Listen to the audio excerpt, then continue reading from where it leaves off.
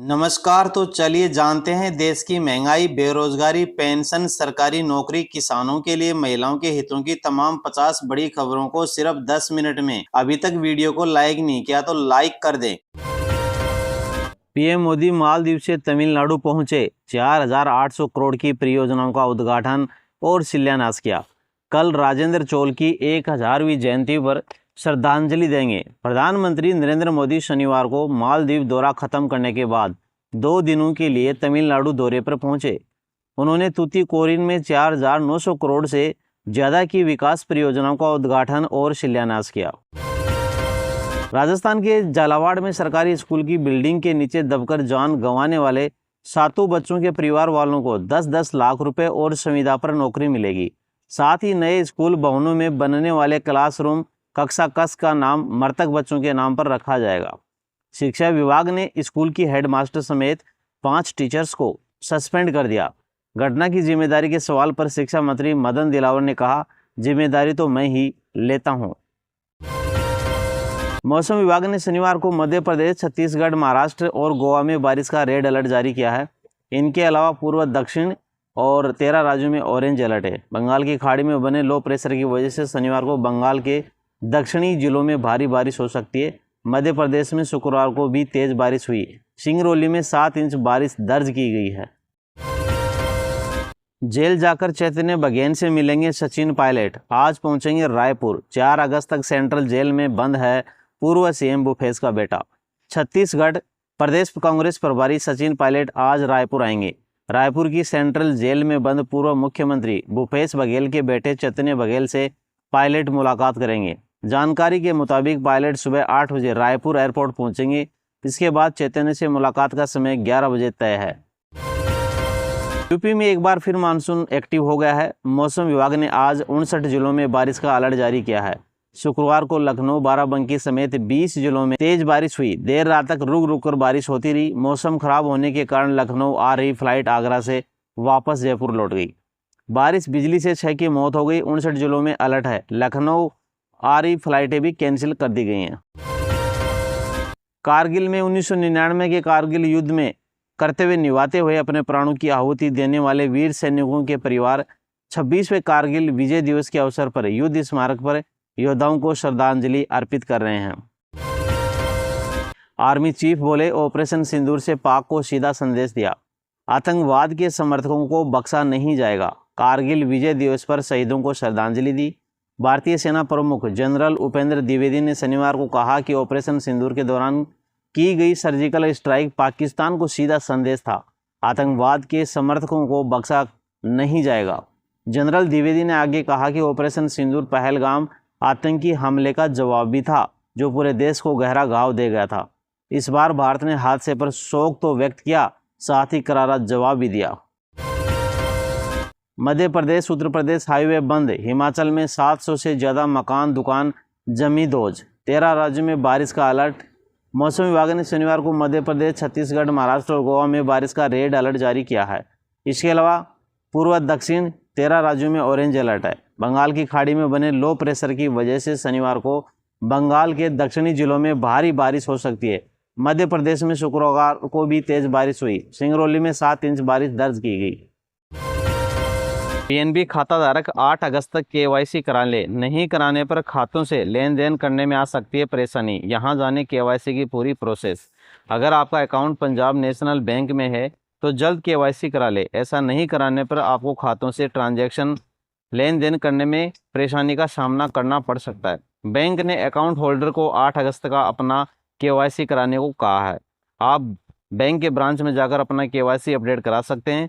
Bank में आपको KYC के फॉर्म भरेंगे, उसे भरकर और साथ में ज़रूरी डॉक्यूमेंट्स को अटैच कर जमा कर दीजिए। फॉर्म जमा करने के बाद आपका केवाईसी अपडेट हो जाएगा। अपडेट नहीं कराने पर बंद हो सकता है आपका आधार कार्ड। 5 साल की उम्र के बाद फिंगरप्रिंट फ़ोटो बदलवाना ज़रूरी है। जाने किस उम्र तक की होगा फ्री अपडेट। अगर आपके बच्चे की उम्र 5 साल हो चुकी है तो उसके आधार कार्ड की बायोमेट्रिक डिटेल्स, अंगुलियों के निशान, आँखों की स्कैनिंग और फोटो अपडेट करवाना बहुत ज़रूरी है। छांगुर के भतीजे के घर पर चला बुलडोजर, 30 मिनट में पूरा घर गिराया। एटीएस की गिरफ्त में है सबरोज। यूपी में धर्मांतरण के मास्टरमाइंड छांगुर बाबा के खिलाफ एक्शन जारी है। बलरामपुर में शनिवार को छांगुर के भतीजे सबरोज के घर को बुलडोजर से ढा दिया गया। करीब 30 मिनट में ही 2 बुलडोजर ने पूरे घर को गिरा दिया। इस दौरान भारी तादाद में पुलिस और अफसर मौजूद रहे। बिहार में पत्रकारों का पेंशन बढ़कर 15,000 हुआ। सीएम नीतीश का ऐलान, पहले 6,000 था पेंशन। मर्द जनरल लिस्ट के परिजनों को भी मिलेंगे 10,000 रुपये। मुख्यमंत्री नीतीश कुमार ने आज पत्रकारों का पेंशन बढ़ाने की घोषणा की है। सोशल मीडिया पर उन्होंने लिखा कि बिहार पत्रकार सम्मान पेंशन योजना के तहत अब पत्रकारों को 15,000 रुपये प्रति माह पेंशन मिलेगी। दिल्ली में पुराने वाहनों पर प्रतिबंध लगाने के लिए सुप्रीम कोर्ट ने दिल्ली सरकार की जनहित याचिका पर मुख्यमंत्री रेखा गुप्ता ने कहा, जनता का पक्ष रखना हमारा दायित्व है। पिछली सरकारों ने पर्यावरण पर कोई काम नहीं किया और जनता को मरने दिया। हम पर्यावरण पर पूरी तरह से सजग हैं। सरकार लगातार काम कर रही है। दिल्ली को बेहतर वातावरण देने के लिए हर संभव प्रयास हो रहे हैं। हम चाहते हैं कि कोर्ट इस पर संज्ञान ले। केंद्रीय रक्षा मंत्री राजनाथ सिंह ने राष्ट्रीय युद्ध स्मारक पर कारगिल विजय दिवस की 26वीं वर्षगांठ पर 1999 के कारगिल युद्ध के दौरान अपने कर्तव्य का पालन करते हुए अपने प्राणों की आहुति देने वाले जवानों को श्रद्धांजलि अर्पित की। कांग्रेस नेता अधीर रंजन चौधरी ने एसआईआर के मुद्दे पर कहा, एक भी मतदाता अगर मतदान करने में समर्थ रहेगा तो कांग्रेस की ओर से सवाल उठते रहेंगे। हिंदुस्तान में अगर 14,000 फीट ऊंचे क्षेत्र में भी कोई एक मतदाता रह रहा है तो चुनाव आयोग का दायित्व बनता है कि उस तक पहुंचे।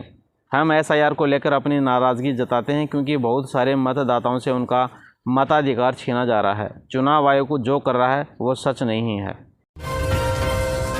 होमगार्ड भर्ती के लिए आई युवती से एम्बुलेंस में गैंगरेप हुआ। बिहार में फिजिकली टेस्ट में बेहोश हुई अस्पताल ले जा रहे ड्राइवर और टेक्नीशियन ने दरिंदगी की।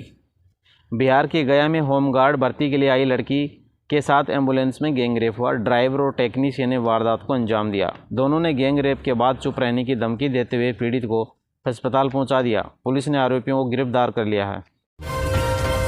Democratic global leader approval rating में मोदी टॉप पर हैं। दक्षिण कोरिया के राष्ट्रपति दूसरे स्थान पर आए। टैरिफ वॉर की वजह से ट्रंप को 8वां स्थान मिला। पीएम मोदी ने शनिवार को जारी democratic global leader approval rating में टॉप स्थान प्राप्त किया है। उन्हें 75 अप्रूवल रेटिंग मिली है। दूसरे स्थान पर दक्षिण कोरिया के राष्ट्रपति ली जे मैंग है। ट्रंप को 45% से कम अप्रूवल रेटिंग के साथ 8वां स्थान मिला है। ये ताज़ा ग्लोबल लीडर अप्रूवल रेटिंग 4 में से 10 जुलाई 2025 के बीच की है। केंद्रीय मंत्री मनोहर लाल खट्टर ने कांग्रेस सांसद और लोकसभा नेता प्रतिपक्ष राहुल गांधी के बयान पर कहा, उन्हें अखबारों में रहने के लिए, चर्चा में बने रहने के लिए कोई न कोई बात कहनी होती है। यह उसी में से एक बात है। इसको कोई फर्क नहीं पड़ता। लोकसभा में बेहतर प्रदर्शन 17 सांसद संसद रत्न से सम्मानित होंगे। इनमें शशिकांत दुबे, सुप्रिया सुले का नाम शामिल है। 4 को स्पेशल जूरी अवार्ड भी मिला। लोकसभा में उत्कृष्ट प्रदर्शन के लिए 17 सांसदों को संसद रत्न पुरस्कार 2025 के लिए चुना गया। इनमें एनसीपी शरद गुट की सुप्रिया सुले, बीजेपी के रवि किशन, निशिकांत दुबे और शिवसेना यूबीटी के अरविंद सावंत का नाम शामिल है।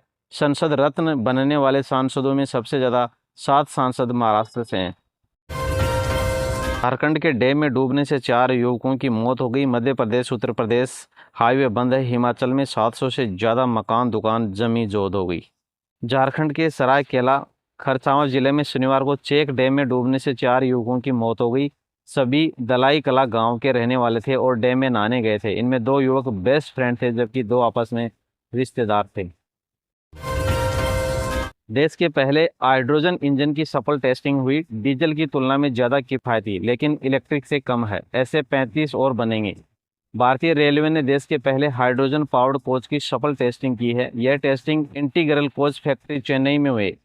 केंद्रीय रेल मंत्री अश्विनी वैष्णव ने आज यानी 25 जुलाई को इस उपलब्धि की जानकारी सोशल मीडिया प्लेटफॉर्म एक्स पर भी शेयर की।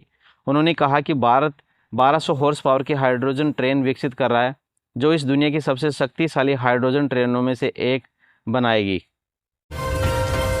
बीजापुर में जवानों ने 4 नक्सलियों को मार गिराया। सब हथियार बरामद। बढ़ सकता है आंकड़ा। बासागुड़ा इलाके में रुक रुक कर गोलीबारी जारी है। छत्तीसगढ़ के बीजापुर जिले के बासागुड़ा इलाके में शनिवार शाम को मुठभेड़ में जवानों ने 4 नक्सलियों को मार गिराया। सभी के सब 7 SLR राइफल समेत बड़ी संख्या में हथियार विस्फोटक बरामद किए गए हैं। मारे गए नक्सलियों की संख्या बढ़ सकती है। तो दोस्तों ये हैं आज के मुख्य समाचार। आप चैनल पर नए हैं तो चैनल को सब्सक्राइब करें, साथ ही वीडियो को लाइक करें और कमेंट करके बताएं कि आप ये वीडियो कहाँ से देख रहे हैं।